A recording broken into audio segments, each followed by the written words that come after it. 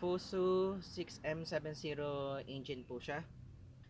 Dinala po kahapon ng may-ari dahil low power daw po.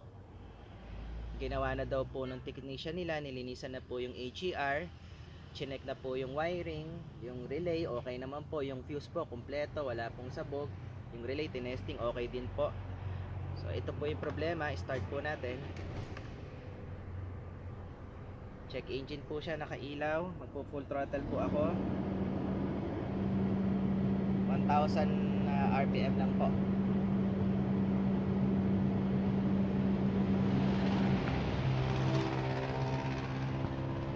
So low power po talaga siya. Ito po yung na-scan ko, which is ito nga daw po yung hindi ma-clear ng ng in-house technician nila. No, kahit i-delete po 'yan.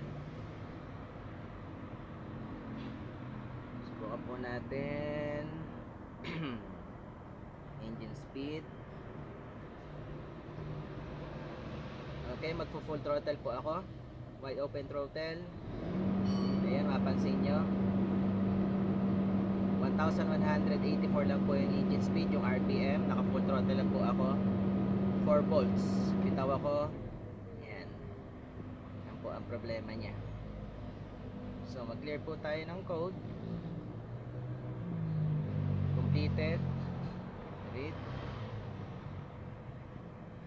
Yan po, hindi po siya na-erase. Ito po yung problema ng in-house technician nila. Kaya nag-decide po sila na dali na po dito sa ating shop para ma-troubleshoot daw pong mabuti. Kasi ang gusto po ng in-house mechanic nila, bilhin na daw po ng computer box kasi yun daw po ang sira. Kasi nga po, na-check na po lahat ng wiring. End-to-end wiring, connection, relay, at saka fuse. So, subukan po natin kung magagawa po natin.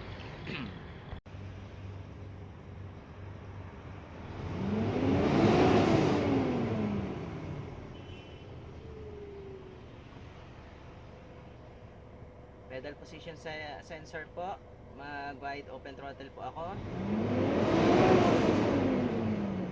To 2,000 RPM po dun sa ating scanner.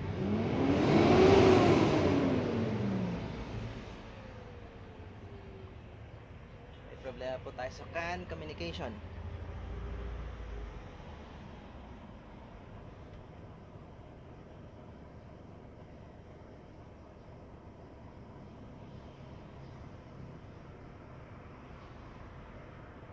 Yun.